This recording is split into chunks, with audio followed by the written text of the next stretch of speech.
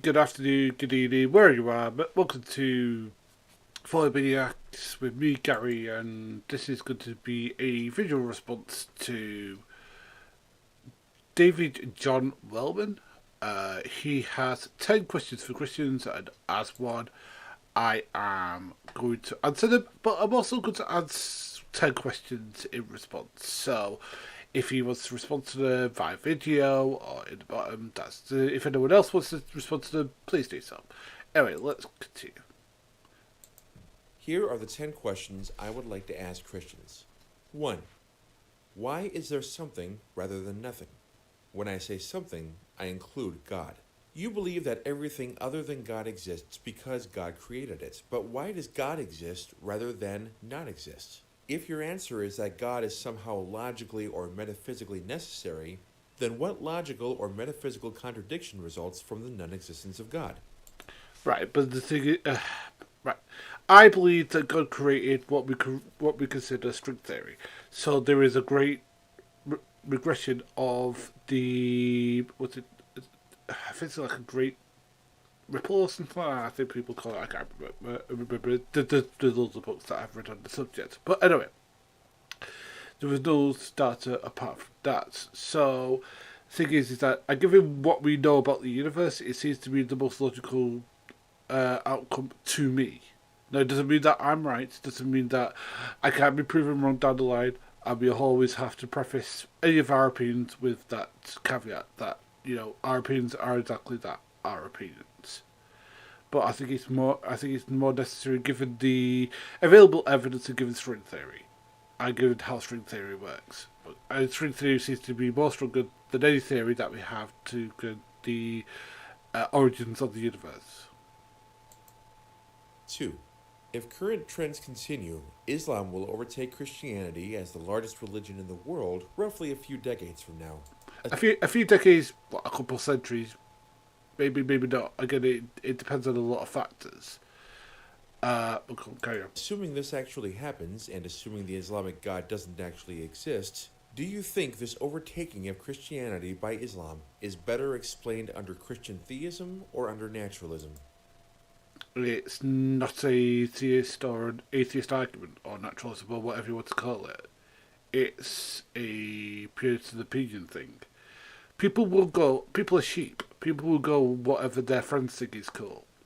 If people on the internet thought that jumping off the cliff was great, people would jump off a cliff.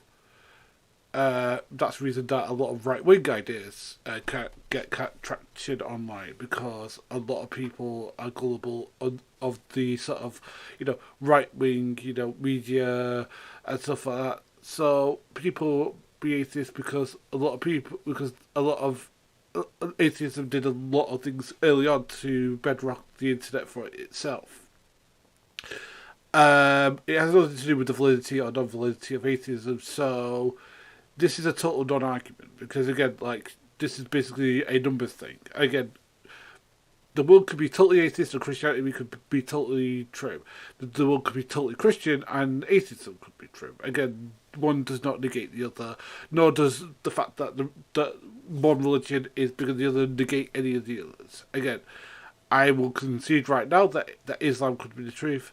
Again, I just happen not to be a Muslim, but I will always defend Muslims because I defend everybody who wants to follow their religion. Or non-religion, as it were, and gets condoned or condemned for doing so. Continue. 3. What, in your opinion, is the most compelling argument for atheism? Why do you think it is the best one, and why do you believe it fails? Note that I'm talking about a positive argument for atheism, such as the argument from evil. I recently asked an apologist this question, and he told me that the best argument for atheism is the idea that the universe could be a result of quantum fluctuation or an abstract object. But that's not an argument for atheism. That's a response to an argument for theism, specifically a cosmological argument. What I'm asking is, what is the best argument for the non-existence of God in your opinion? And I think the most compelling argument was given by Nietzsche, but it's more about the non-existence, more about the death of God. Given in his works, necessarily about how God died a long ago, so therefore considering what it thinks is inconceivable. I don't know, it's a complete argument. The reason it fails for me because I think that it's something lived at any point, that especially something that is supposed to be eternal in some sense, that it must continue to exist on some quantum level. So that's why I think the argument fails on its values. Continue. And why do you believe it fails? 4. Do you interpret verses such as Romans chapter 1 verse 20 to mean that God's existence is obvious to all and that all professed atheists are either lying or willfully suppressing the evidence? If No. No, I don't interpret it that. People like G-Man interpret it that way. I do not. It is based upon multiple factors. That people be atheists, and again, that isn't what he's saying because again, it was closer to the event, so people could go and literally talk to people who had been around when Jesus was around. That is no longer the case. You can't go to let's say the Middle East and talk to somebody who was around when Jesus was. Unfortunately, we can't do that. So that's what he was talking about. So the literal thing of what he's talking, that's what Paul was talking about. It wasn't that people who are non-believers are lying in any sort of way or being deceitful. It's that people aren't being logical and asking for evidence from people who were on at the time. That was what it's about. So, no. so, how do you deal with the possibility that if you're wrong and there are atheists who are not willfully suppressing the truth, you have made their atheism self-justifying? Because Atheists are self-justifying because again, they're justifying their opinions to themselves. Again, that's who they have to justify the opinions to. They don't have to justify their opinions to me. Again, I'm not important in their lives. I'm nobody. I'm me. The thing is that if you want to be a logical human being and be an atheist, cool. If atheism works for you, be that. Because if the existence of God entails that I am not an inculpable atheist, and I know that I am an inculpable atheist, that's all the proof I need that God doesn't exist. Can you truthfully say that that doesn't worry you? No. 5. A dystheist is one who believes that God exists, but is not all good and is in fact possibly evil. Do you believe that a literal hell exists and is permitted to continue existing? If Hell does exist. It's a place called Gehenna, which is a place in modern-day Israel. Is that what you mean? Or do you mean as in like fire pits and stuff like that, the stuff in Dante Inferno, which wasn't what Christ was talking about when he was talking about hell.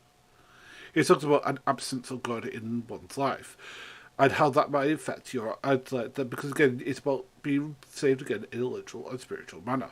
That's what he was talking about. And no, that isn't how hell works. It's about again. There's a lot of theology about this, about what happens when you go to God. Now, the thing is, it isn't up to me. It's up to Jesus and God, and it's not my. I would advocate that no atheist goes to hell. If that's what is going to happen, I don't believe it is, because I think that Jesus Christ came to save all people. That includes people who do not believe in him, and to redeem them. There is a redemption arc for atheists out there when they come to the afterlife, and again, I know that's going to offend some people. I don't give a crap. You know, if as long as you're a good person and you go out there to try and do good things, and you don't give a crap about what people believe, and you stop kind of this identity politics crap, then hey, you're a good person to do my book, and I think you'll be a good person to read this as well. Continue. If so, why are you not a dystheist? Because I choose to do good things rather than bad things. I know that I'm going to fail, and I want to try and redeem myself from doing those good things. Because that's what Christ calls me to do. Or, because I don't want to assume anything, are you a dystheist? 6. Do you believe that the Bible is inerrant, that it is free of error and contradiction? If The Bible is a book. It's not just one book. It is several books collated into one. And to believe that it is free of error, again, this could be translation errors. There's several translation errors. There's places where it differs from different versions. So saying it is free error is baloney. So no, I don't believe in biblical inerrancy because of that particular thing. I do believe that there is a way to get to what the truth is, but again, it's going to take longer than if this video needs to be. If so, how do you cope with the fact that there are lists of literally thousands of apparent errors and contradictions in the Bible, and only one of those apparent errors or contradictions needs to be an actual error or contradiction in order for the Bible to not be inerrant? If you do not believe the Bible is inerrant, what makes you think that the verses which promise salvation are not errors? Because again, they're not translation errors. And they exist in every version of the book and in a nestle out. So again, this is a total red herring. Again, they exist in every version that has been researched and in every version that will exist. That again, the idea of salvation and redemption. So unless you're willing to say that somehow that makes the Bible false, again, the Bible is different type of book, so it depends what you mean by false. 7. In many, if not most monarchies, the monarch will every so often appear before the people in the flesh for ceremonial occasions, such as opening a session of government, sending a Christmas greeting, and so on. They appear before their subjects in the same way that any person you know appears before you. And while people may oppose the monarchy, no one of sound mind is in any doubt that the monarch actually exists. Does it bother you that in your entire lifetime God has never done this? Why or why not? It doesn't bother me because, again, if God appeared to people, people would question their very sanity. People question the moon landing that happened. People question, when things that are extraordinary happened, people thought that 9/11, things that people did was literally on camera, was faked by the US government. You're trying to tell me with a straight face that people wouldn't, with now, or in the past, have said, oh, it's just a fake, or CGI, or something like that, or it was something creative. And the thing is, it's all about faith. The main thing is all about faith. Because again, if you saw God, then we don't need to have faith. Our faith is important to God, to believe in God. 8. Methodological naturalism is the working assumption that God does not exist, which is... No, that isn't what methodological naturalism is.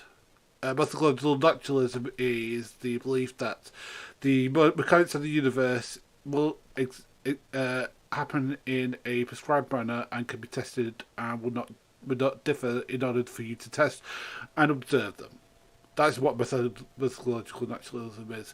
Actually, there's actually a really, really, really good from Stanford, a good where he talks about methodological naturalism, because I googled this before because I have seen this video before, and it was this that made me so I thought methodological naturalism. I'll look it up. Methodological naturalism. Here we go. So this is from Stanford Encyclopedia of Philosophy. Let's see here. Methodological naturalism. Where are we? Here we go. In what follows, so it goes into methodological naturalism. I'll post it down below so you can have a watch here. So, among philosophy and religion, methodological naturalism is sometimes understood differently as a thesis about the natural scientific method itself, not about philosophical method, in the sense that methodological naturalism is the view that religion commitments has no evidence within science. Natural science itself requires no specific attitude to religion and can be practiced just as well by the adherents of religious faith as by atheists or agnostics. That's from Draper from 2005. The thesis of it is the interest of many of them to deny that methodological naturalism in itself entails philosophical naturalism, understood as atheism or agnosticism. You can practice natural science just the same way as non-believers. So this line of thought goes as you can yet remain real when it comes to religious questions. And then he goes into different things about Alvin Plantinga, blah blah blah. I'll post this down below just so you can have a read. But yeah, that's not what methodological naturalism is. But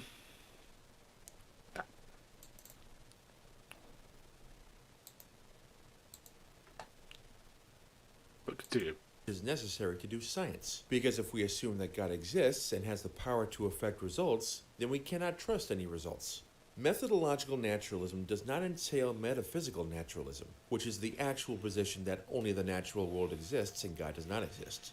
That isn't what methodological is. One can assume that God does not exist to do the work of science without actually believing that God does not exist, and in fact, many scientists do. Most Christians seem to be comfortable with the fact that science uses methodological naturalism, and it doesn't bother them. Does it bother you, however, that science using methodological naturalism has been so incredibly successful? No, because again, you've totally strawman what methodological is. Methodological naturalism just says that things work at a prescribed level that can be tested and observed. That's all methodological. Whether you believe in God or do not has 0.0 that you come to a problem which says that we can test and observe how this occurs, and it will happen the same ways every time. That we can test and observe again. If we put the same stress test or whatever test we're doing to it, it'll happen exactly the same way. That has 0.00 to do with the God exists or not. Mythical naturalism does not mean you take God out of the question. It means that again, you don't add it to the question unless it is something that we can test. And we can't test God because, again, it is something that is outside of what we consider to say recorded nature. But continue. Does Christianity predict that such great strides can be made by assuming, even for working purposes, that the most important truth in the universe is false? Mythical naturalism doesn't say it's false. 9. Suppose God appeared to you, and in such a way that left absolutely no doubt in your mind that it was God, and ordered you to commit a moral atrocity such as genocide. Would you do it? No. 10. Think of the conceptual problems faced by the average Christian. To believe that a being who committed genocide, killing all but 8 members of an entire species of sentient beings, is worthy not just of respect but of worship. To believe that one man offering himself as a blood sacrifice atones for the misdeeds of an entire race, and that this is morally acceptable. To believe that the source of all truth and all wisdom allows the vast majority of the human race to live in falsehood. To believe that such a vast, such an unfathomably large universe exists just for us in these few thousand square miles of a planet's surface. Christians have considered these problems, and they have arrived at answers that are, if not always intellectually fulfilling, then at least intellectually acceptable to them. Why could atheists, naturalist atheists who believe that only the natural world exists, not do the same thing with any perceived problems with naturalism that you might think of? Could they not arrive at answers that are intellectually acceptable to them? What? Absolutely. Again, I have no problem with atheists thinking that atheism is correct, as long as they recognize that it's correct for them. It's when it transfers to it's good for me, therefore it has to be good for society. It's that leap. See, I got no problem with you saying, "Here's my views, here's why I defend them," and if people agree with you, cool. If people come along, hear what you're saying, and come along with you, cool. I've got no problem with that. People might agree, people might disagree. Hey, people might be watching this video right now and saying, "This guy's a complete idiot." That's cool. I have no problem with that. That's their opinion. People might now say, and he's showing that atheist. If they say that, cool. I mean, I disagree with that. I say, don't do that stuff because it's about a conversation, not necessarily a didactic thing of that. But again, I don't think that atheism is wrong or right. It's up to the individual. Again, I think Christianity is correct based upon the available evidence, but hey, there could be evidence that comes around tomorrow that totally changes my mind. Whatever problem you might think of with atheism, whatever you think the deal breaker is, could atheists not think of a way around it? And if you admit that this is possible, and instead want to focus on the issue of what explains the data better, why should we not prefer the explanatory power of a worldview that does not posit a being who is worthy of worship but commits genocide, who is moral and just but accepts blood sacrifice? And this is a total red herring, right? Again, Jesus isn't blood sacrifice. It's about what he did when he was alive. The whole point of him dying was so he could live again, and it's about redemption of the soul as well as the body. That there is a spiritual awakening as well as a body one. Again, it's about what you think is true. If you think that it is true and you think it is better explanation of the facts as we understand them, cool.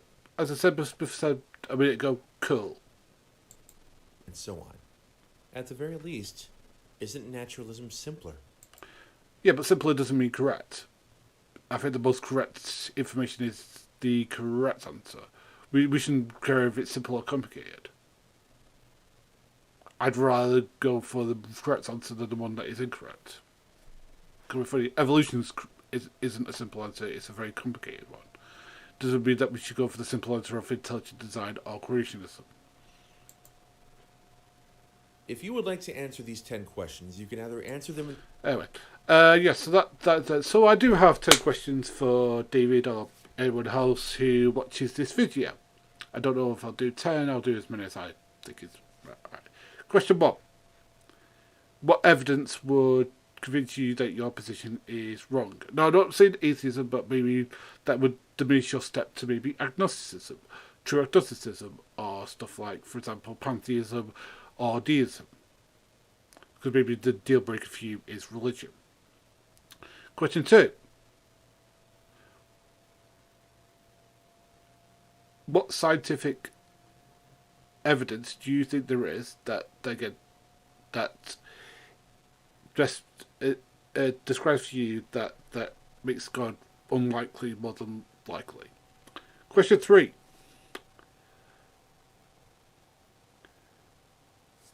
What moral precepts do you set? What ethical code do you follow? And do you think it is one that our humanity should follow? Question 4. Do you think that people who do believe should be treated any differently than people who do not believe? Question 5. Do you think that society as a whole would be better said if everybody was an atheist? Question 6.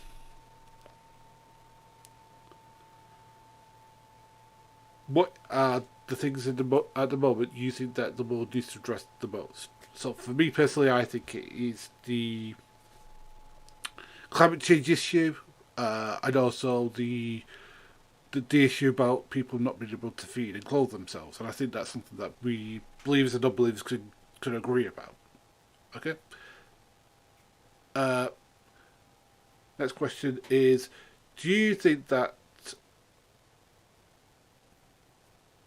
what do you think the best argument for your position is? And the final question is,